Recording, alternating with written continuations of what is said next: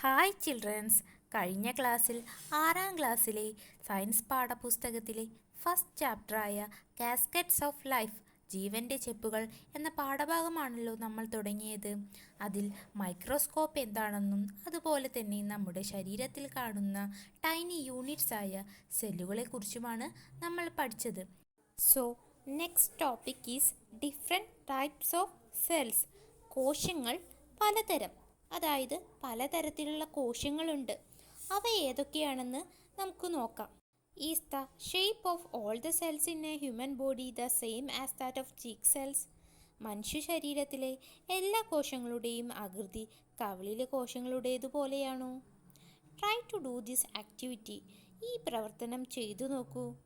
Take the slide of blood cells from school lab and observe it through a microscope. School ലാബിൽ നിന്ന് രക്തകോശത്തിൻ്റെ slide എടുത്ത് മൈക്രോസ്കോപ്പിലൂടെ നിരീക്ഷിക്കൂ. Is the shape of the cells similar to the cheek cells which we observed earlier?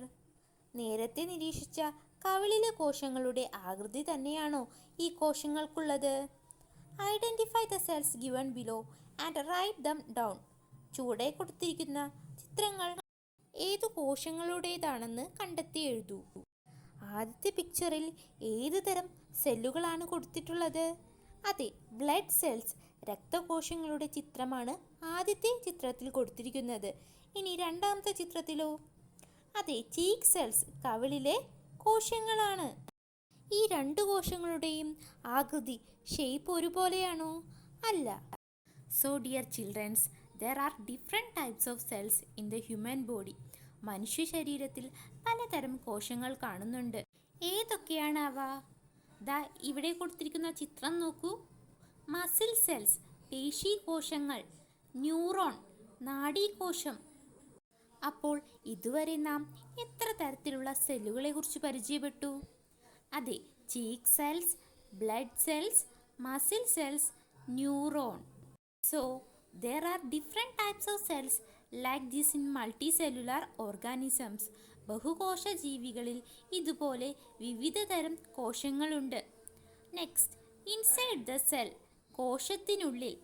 Now we have learned about different kind of cells. ഇപ്പോൾ നാം പലതരത്തിലുള്ള കോശങ്ങളെക്കുറിച്ച് പഠിച്ചുവല്ലോ. There are certain common components in all cells. എല്ലാ കോശങ്ങളിലും പൊതുവായ ചില ഘടകങ്ങളുണ്ട്. Examine the figure of the animal cell and note down the parts of the cell in your science diary. ജന്തുകോശ ചിത്രം പരിശോധിച്ച് കോശത്തിൻ്റെ ഭാഗങ്ങൾ ശാസ്ത്ര പുസ്തകത്തിൽ എഴുതൂ. ഇവിടെ കൊടുത്തിരിക്കുന്ന അനിമൽ സെല്ലിൻ്റെ ചിത്രം എല്ലാവരും ഒബ്സർവ് ചെയ്യൂ. ഏതൊക്കെ ഭാഗങ്ങളാണ് അനിമൽ സെല്ലിനുള്ളത്? അതെ, സെൽ മെംബ്രെയിൻ, ആ ഔട്ടർ ഭാഗം, പുറമേയുള്ള ആ ഭാഗത്തിനെയാണ് സെൽ മെംബ്രെയിൻ എന്ന് പറയുന്നത്.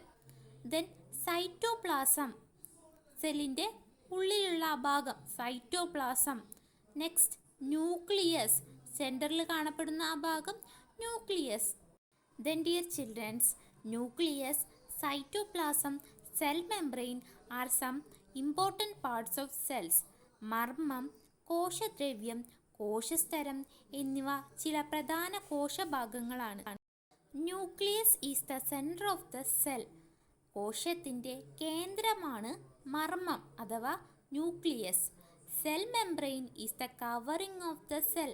കോശത്തിൻ്റെ ആവരണമാണ് കോശസ്തരം അഥവാ സെൽ മെംബ്രെയിൻ. സെല്ലിനെ കവർ ചെയ്ത് നിൽക്കുന്ന ആ ഒരു ഭാഗത്തിനെയാണ് നമ്മൾ സെൽ മെംബ്രെയിൻ എന്ന് പറയുന്നത്.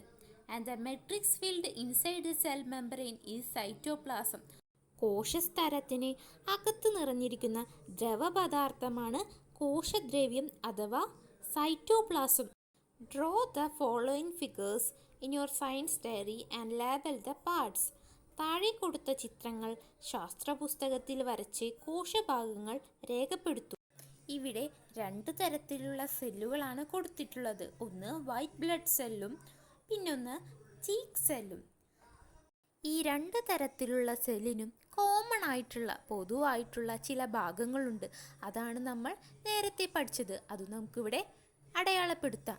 ഫസ്റ്റ് പോർഷനാണ് സെൽ മെംബ്രെയിൻ, അതായത് സെല്ലിൻ്റെ പുറമേയുള്ള ഭാഗം. എല്ലാവരും അടയാളപ്പെടുത്തിയല്ലോ. ഇനി സൈറ്റോപ്ലാസം. എന്താണ് സൈറ്റോപ്ലാസം? അതെ, സെൽ മെംബ്രെയിൻ്റെ ഉള്ളിൽ കാണുന്ന ലിക്വിഡ് രൂപത്തിലുള്ള ദ്രവരൂപത്തിലുള്ള ഭാഗമാണ് സൈറ്റോപ്ലാസം. എല്ലാവരും അടയാളപ്പെടുത്തിയല്ലോ. ഇനി അടുത്തതാണ് ന്യൂക്ലിയസ്. സെല്ലിൻ്റെ സെൻറ്റർ ഭാഗമാണ്, അല്ലേ? കേന്ദ്ര ഭാഗമാണ്. അത് നമുക്ക് ഈസിലി ഐഡൻറ്റിഫൈ ചെയ്യാൻ സാധിക്കും. അപ്പോൾ 3 ഭാഗങ്ങളും എല്ലാവരും label ചെയ്തുവല്ലോ. So we have identified that the animal body is made up of cells. Now what about the plant body? ജന്തു ശരീരം കോശങ്ങളാൽ നിർമ്മിതമാണെന്ന് നാം മനസ്സിലാക്കി. എന്നാൽ സസ്യശരീരമോ? അനിമൽ സെല്ലിൻ്റേതുപോലെ തന്നെ പ്ലാന്റ് ബോഡിയും സെല്ലുകൾ കൊണ്ട് നിർമ്മിതമാണോ എന്നറിയാൻ നമുക്കൊരു പരീക്ഷണം ചെയ്തു നോക്കിയാലോ? Let us examine a part of a plant. ഏതെങ്കിലും ഒരു സസ്യഭാഗം അതിനുവേണ്ടി നമുക്ക് നിരീക്ഷിക്കാം.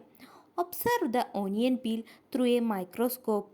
ഉള്ളിത്തൊലി മൈക്രോസ്കോപ്പിലൂടെ നിരീക്ഷിക്കൂ. Draw the outline of the shape you have observed in your science diary and compare it with the figure given below. നിങ്ങൾ നിരീക്ഷിച്ച രൂപം ശാസ്ത്രപുസ്തകത്തിൽ വരയ്ക്കണം. ഒപ്പം താഴെ നൽകിയിട്ടുള്ള ചിത്രവുമായി താരതമ്യം ചെയ്തു നോക്കൂ. ഉള്ളിത്തൊലി നിരീക്ഷിക്കുന്നതിന് വേണ്ടി സ്ലൈഡ് തയ്യാറാക്കണം. അപ്പോൾ സ്ലൈഡ് എങ്ങനെയാണ് തയ്യാറാക്കേണ്ടത്? നമുക്ക് നോക്കാം. Method of preparing slide. Slide തയ്യാറാക്കുന്ന വിധം: remove the dry outer layers of onion and then peel off the thin layer from the fleshy part. ഉള്ളിയുടെ പുറമെയുള്ള ഉണങ്ങിയ തൊലികൾ കളഞ്ഞ ശേഷം മാംസളമായ ഭാഗത്തുനിന്ന് നേർത്ത തൊലി ചീന്തിയെടുക്കുക. And keep this in water in a watch glass. ഇത് വാച്ച് ഗ്ലാസ്സിലെ ജലത്തിൽ വയ്ക്കുക. After staining safranin it place a small portion on a slide by using a brush. Safranin ഉപയോഗിച്ച് സ്റ്റെയിൻ ചെയ്ത ശേഷം ബ്രഷ് കൊണ്ട് ഒരു ചെറിയ ഭാഗം, ആ ഉള്ളിത്തൊലിയുടെ ഒരു ചെറിയ ഭാഗം സ്ലൈഡിൽ വയ്ക്കുക. And then cover it with cover glass. അതിനുശേഷം കവർ ഗ്ലാസ് കൊണ്ട് മൂടുക. എന്നിട്ടാണ് മൈക്രോസ്കോപ്പിൻ്റെ അടിയിൽ വെച്ച് നിരീക്ഷിക്കേണ്ടത്. ഒനിയൻ പീൽ ഒബ്സർവ് ചെയ്തപ്പോൾ നിങ്ങൾ എന്തു കണ്ടു? അതെ, നമുക്ക് സെല്ലുകൾ കാണാൻ സാധിച്ചു. ദാ ഇതുപോലെയാണോ നിങ്ങൾ കണ്ടത്? ഇവിടെ നോക്കൂ. അതെ, ചിത്രത്തിലേതുപോലെ തന്നെ വ്യക്തമായി നമുക്ക് സെല്ലുകൾ കാണാൻ സാധിച്ചു. അതിൻ്റെ അർത്ഥം എന്താണ്? Yes, plant body is made up of cells. Plant ബോഡിയും സസ്യശരീരവും കോശങ്ങൾ കൊണ്ട് നിർമ്മിതമാണ്. Next, diversity in plant cells too. സസ്യകോശങ്ങളിലെ വൈവിധ്യം. Haven't you observed guard cells in your lower classes? മുൻ ക്ലാസ്സിൽ നിങ്ങൾ കാവൽ കോശങ്ങൾ നിരീക്ഷിച്ചിട്ടുണ്ടല്ലോ. Don't you see other cells also with the guard cells in the given figure? ഇവിടെ തന്നിരിക്കുന്ന ചിത്രത്തിൽ കാവൽ കോശങ്ങളോടൊപ്പം വേറെയും കോശങ്ങൾ കാണുന്നില്ലേ? അതെ, കാവൽ കോശങ്ങളോടൊപ്പം ചുറ്റുമായി വേറെയും കോശങ്ങൾ കാണപ്പെടുന്നു. Are the guard cells the other cells in the leaves and the cells in the onion peel same in shape and size? കാവൽ കോശങ്ങൾ, ഇലയിലെ മറ്റു കോശങ്ങൾ, ഉള്ളിത്തൊലിയിലെ കോശങ്ങൾ എന്നിവ ആകൃതി, വലുപ്പം എന്നീ കാര്യങ്ങളിൽ ഒരുപോലെയാണോ? Compare and write the inference in science diary. താരതമ്യം ചെയ്ത് നിങ്ങളുടെ നിഗമനം ശാസ്ത്രപുസ്തകത്തിൽ എഴുതൂ. കൂട്ടുകാരെ, നമ്മൾ ഒബ്സർവ് ചെയ്ത ഒനിയൻ പീലിലെ സെല്ലുകളും അതുപോലെ തന്നെ ഗ്വാഡ് സെല്ലുകളും സസ്യങ്ങളിലെ മറ്റു ഭാഗങ്ങളിൽ കാണുന്ന സെല്ലുകളും ഒരേപോലെയാണോ? ഒരുപോലെ ആകൃതിയുള്ളവയാണോ? അല്ല, അവ പല ആകൃതിയിലുള്ള സെല്ലുകളാണ്. അതുകൊണ്ട് തന്നെ പ്ലാന്റ്സിൽ പലതരത്തിലുള്ള സെല്ലുകൾ കാണുന്നു. എങ്ങനെ?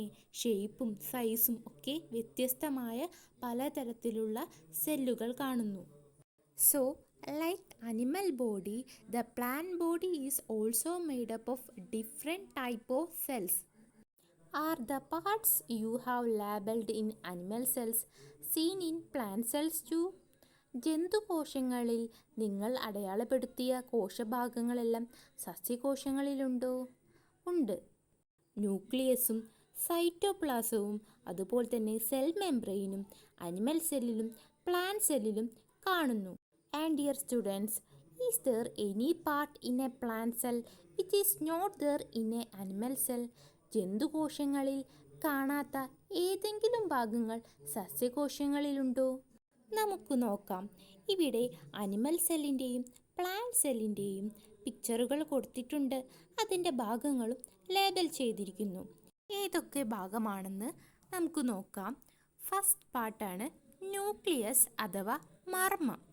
ന്യൂക്ലിയസ് അനിമൽ സെല്ലിലും പ്ലാന്റ് സെല്ലിലും കാണുന്നു. ദെൻ നെക്സ്റ്റ് പാർട്ടാണ് ക്ലോറോപ്ലാസ്റ്റ് ഹരിതകം. ഇത് പ്ലാന്റ് സെല്ലിൽ മാത്രം കാണപ്പെടുന്ന ഒരു ഭാഗമാണ്. Then next cytoplasm. Cytoplasm plant സെല്ലിലും അനിമൽ സെല്ലിലും കാണുന്നു. ദെൻ നെക്സ്റ്റ് ആണ് സെൽ വാൾ, കോശഭിത്തി. ഇത് പ്ലാന്റ് സെല്ലിൽ മാത്രമേ കാണുന്നുള്ളൂ. ഇനി നെക്സ്റ്റ് ആണ് വാക്യൂൾ, ഫേനം. ഇത് അനിമൽ സെല്ലിലും പ്ലാന്റ് സെല്ലിലും കാണുന്നു. പക്ഷേ അനിമൽ സെല്ലിലുള്ള വാക്യൂൾ വളരെ ചെറുതാണ്. പ്ലാന്റ് സെല്ലിലുള്ള വാക്യൂൾ അത് വളരെ വലുതാണ്. ദെൻ നെക്സ്റ്റ് ഭാഗമാണ് സെൽ മെംബ്രെയിൻ. ഇതാണ് സെൽ മെംബ്രെയിൻ, കോശസ്തരം. ഇത് അനിമൽ സെല്ലിലും പ്ലാന്റ് സെല്ലിലും കാണപ്പെടുന്ന ഒരു ഭാഗമാണ്. And compare the figures and consolidate your findings in the table. ചിത്രങ്ങൾ താരതമ്യം ചെയ്ത് നിങ്ങളുടെ കണ്ടെത്തലുകൾ പട്ടികയിൽ ക്രോഡീകരിക്കൂ. നമ്മൾ അനിമൽ സെല്ലിലും പ്ലാന്റ് സെല്ലിലും കോമൺ ആയി കാണുന്ന ചില ഭാഗങ്ങളും അതുപോലെ തന്നെ പ്ലാന്റ് സെല്ലിൽ മാത്രം കാണുന്ന ചില ഭാഗങ്ങളും നമുക്ക് ഈ ചിത്രത്തിൽ നിന്ന് കാണാൻ സാധിച്ചു.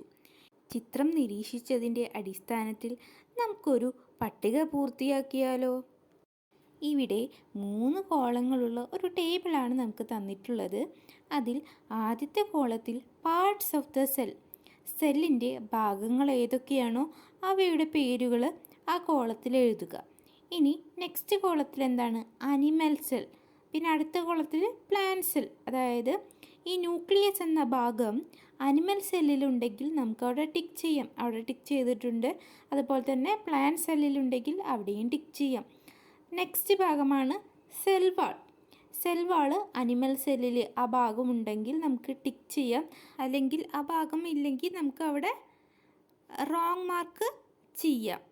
പ്ലാന്റ് സെല്ലിലുണ്ട് വെച്ചെങ്കിൽ അവിടെ നമുക്ക് ടിക്ക് ചെയ്യാം. അങ്ങനെ ഓരോ ഭാഗങ്ങളും അനിമൽ സെല്ലിലുണ്ടോ അനിമൽ സെല്ലിലില്ലേ എന്ന് നമ്മൾ ആ ചിത്രം നോക്കി നിരീക്ഷിച്ചിട്ട് ആ ടേബിൾ കംപ്ലീറ്റ് ചെയ്യണം. And dear children's, are the different parts of plant made up of similar kind of cells? വിവിധ സസ്യഭാഗങ്ങൾ ഒരേ തരം കോശങ്ങൾ കൊണ്ടാണോ നിർമ്മിക്കപ്പെട്ടിരിക്കുന്നത്? Take a cross section of tender stem of a plant using a sharp blade and it should be thin and complete.